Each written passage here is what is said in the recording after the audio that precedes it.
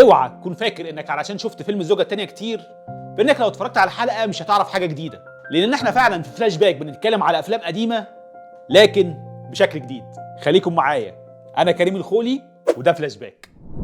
يا روايح الزمن الجميل هفهفي وخدينا للماضي وسحره الخفي. بتبدأ الحكاية مع العمدة عتمان، عمدة إحدى القرى في الريف المصري. عتمان عنده كل حاجة، عنده أراضي كتير وفلوس أكتر وبيت كبير، والأهم من ده كله عنده مجموعة من التابعين بيسبحوا بحمده ليل نهار. يا سلام على الإنسانية، يا سلام على الحنية. عنده قوة ونفوذ ملهمش حدود، ويقدر يتحكم في أي شخص في القرية. وبالإضافة لده فهو متزوج من حفيظة.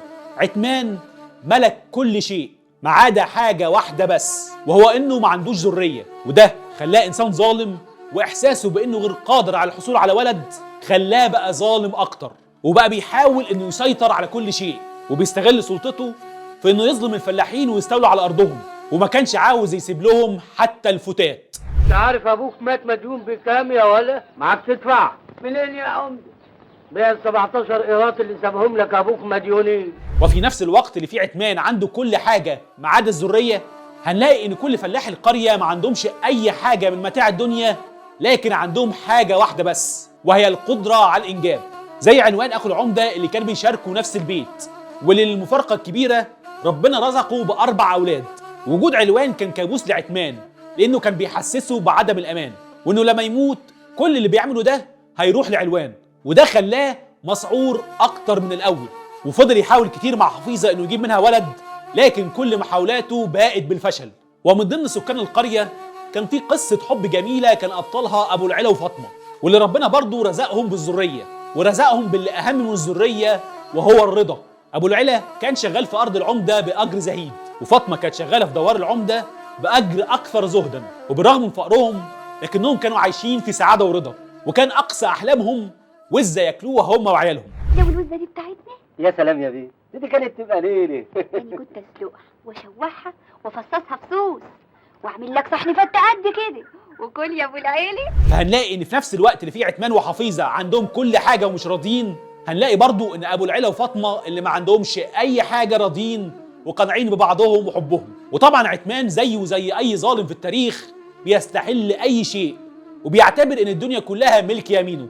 فعتمان كان عينه على فاطمة، وخصوصا انها تعتبر من اجمل فتيات القرية، لكنه طبعا ما كانش قادر يقرب منها، مش علشان هي متجوزة او علشان هو بيخاف من ربنا لا سمح الله، لكنه ما كانش قادر يقرب منها بسبب خوفه من الحفيظة.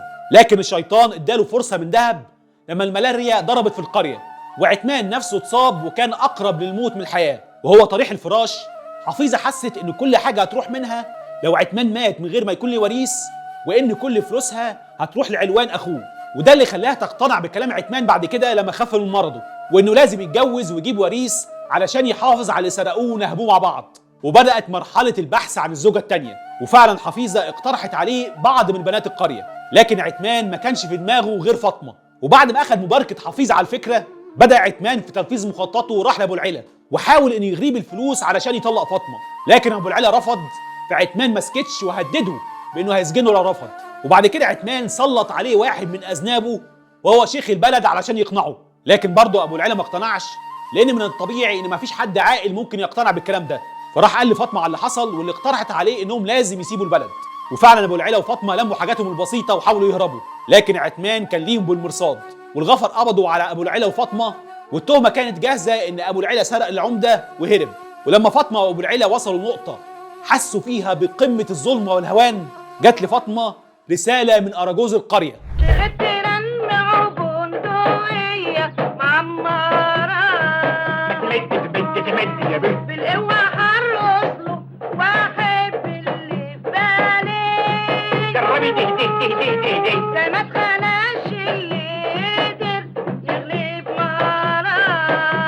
بعدها فاطمه رسمت خطتها انها تتجوز عتمان وهتاخد حقها وحق القريه كلها منه. وبعد تطليق فاطمه من ابو العلا بالاكراه، كان في مشكله ان فاطمه لازم تستنى 3 شهور العده قبل ما تتجوز عتمان، لكن طبعا عتمان وظلمه مش بيعترفوا بالكلام ده، وشيخ البلد جاهز بأي حاجة علشان يخدم سيده عتمان. وزي ما اتطلقت فاطمة بالمخالفة لكل الأديان، اتجوزت فاطمة برضه بالمخالفة لكل الأديان. بعد كده راحت فاطمة للقاهرة علشان تشتري حاجات لجوازها، وهي هناك زارت مسجد، وهي بتبكي في المسجد شافها شيخ واللي سألها عن سبب بكائها، فحكت ليه على اللي حصل علشان يقول لها إن سواء الطلاق بالإكراه أو الزواج بالإكراه فهما في كلا الحالتين باطلين. وده خلى فاطمة تتشجع أكتر في تنفيذ خطتها، وفعلا رجعت فاطمة للقرية. لكن فاطمة كانت مرتبة خطتها كويس، وهي إنها تمنع عتمان من إنه يلمسها، لأنها لسه زوجة أبو العلا بالرغم من ظلم وجبروت عتمان، لأن ببساطة لا سلطان لظالم على القلوب. فيا ترى عتمان هيعرف يتعامل مع خطة فاطمة ويجيب منها الولد اللي نفسه فيه، ولا فاطمة هتنتصر عليه وتقضي على ظلمه وترجع الحقوق للمظلومين؟ وخصوصا إن في قاعدة أساسية في الدراما، وهي إن لكل ظالم نهاية، وده اللي هنعرفه لما نتفرج على الفيلم. فكرة الفيلم في الأساس بتدور حوالين تعامل الحكام مع الشعوب في الدول الديكتاتورية، وهي فكرة ثابتة طوال التاريخ وبطريقة تعامل واحدة. لكن بالرغم من إن التيمة دي اتكررت كتير سواء في السينما أو على أرض الواقع، لكن في كل مرة أنا بندهش من تجبر الظالم في الحدوتة. عتمان مثلا كان ممكن يتجوز أي واحدة، لكنه أصر إنه يتجوز فاطمة اللي متجوزة من أبو العلا، كأنه بيستمتع بالظلم. وفكرة كمان إنه كان بيستكتر حتى الفتات على الفلاحين الفقراء، زي ما كانت عينه على قفص البط مع واحدة من الفلاحات اللي قابلها في الطريق، أو إنه كان بيغرق الفلاحين في الديون علشان يستولى على القراريط اللي حالتهم، أو زي ما ثار لما عرف إن فاطمة سرقت رقبة البطة وجناحاتها وعرف إنها راحت بيهم لأبو العلا. ساعتها أمر حسان الغفير إنه يروح يحبس أبو العلا علشان يمنعهم حتى من الاستمتاع بالفتات. ده نص الجنيه في الحال. انا ما فيهاش. يا ندمتي، سرقتهم مع صفة الرقبة فاطمة. هياكلهم ابو العيلة وتبقى ليلة يا عمدة. وانا حصان. شيء غريب فعلا وكل مرة بيصير دهشتي. طب انت عندك كل حاجة فليه بتستكتر على الناس الفتافيت؟ المهم ان في معظم المراجعات اللي اتكلمت عن فيلم الزوجة التانية كان التركيز الاكبر على شخصيات عتمان وابو العلا وفاطمة. حتى واحنا بنتفرج على الفيلم بيبقى تركيزنا الاكبر منصب على الشخصيات الثلاثة دول، لكن بما اننا في فلاش باك فخلونا نفكر بشكل مختلف ونركز على شخصيات انا شايف ان ليها اهمية في الحكاية اكتر من اهمية شخصية العمدة، واولها شخصية شيخ البلد. شخصية شيخ البلد اللي قام بيها الفنان القدير حسن البارودي كانت بتدعي دايما انه قاري وفاهم وعارف كل حاجة. ايه يا عمدة؟ ده انا قاري ومطلع. لكن بالرغم من ادعائه ده كان بينشر الجهل والخرافات، وكان بيساعد الظالم على ظلم الناس، وكان بيحور ايات ربنا علشان يساعد عتمان في ظلمه، زي المشهد الشهير وذكره للآية 59 من سورة النساء: وأطيعوا الله وأطيعوا الرسول وأولي الأمر منكم، واقتطع الآية من سياقها. واطيعوا الله واطيعوا الرسول واولي الامر منكم. واللي حاول بيها انه يقنع ابو العلا انه يطلق فاطمه، وحاول تاني انه يقنع المأذون بان يجوز فاطمه لعتمان بالرغم من انها في شهور العده. شخصيه شيخ البلد هي اكثر الشخصيات شرا وقذاره في الفيلم، لانها شخصيه لا تقيم من الاخلاق او الدين وزنا، ولانه شخصيه كاذبه وتجنت على الله سبحانه وتعالى، وحورت كلامه لخدمه عتمان مع علمه ان المقصود باولي الامر هم اصحاب العلم والفقه. ونيجي للشخصيه الثانيه وهي شخصيه الكاتب اللي كان بيساعد عتمان في اغراق الفلاحين بالديون بالكذب علشان يستولى على ارضهم.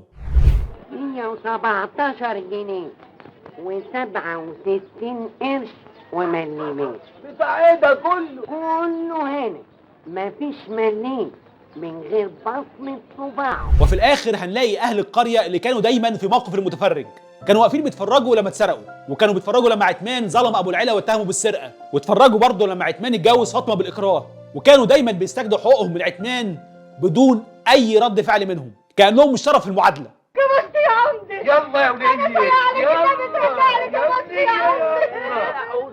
فلو فرضنا جدلا ان شخصيات زي شيخ البلد والكاتب مش موجودين، وان اهل القريه رفضوا ظلم عتمان، ما كانش هيبقى فيه وجود لشخصيه عتمان من الاساس. وبجد مش هلاقي جمله انهي بيها الحلقه ابلغ من الجمله اللي قالها الراوي في اخر الفيلم، وهي: دنيا وفيها كل إشي وكل من جاها مشي وكل ظالم انخسف والحق هو اللي اتنصف، وتوته توته وفرغه الحدوته.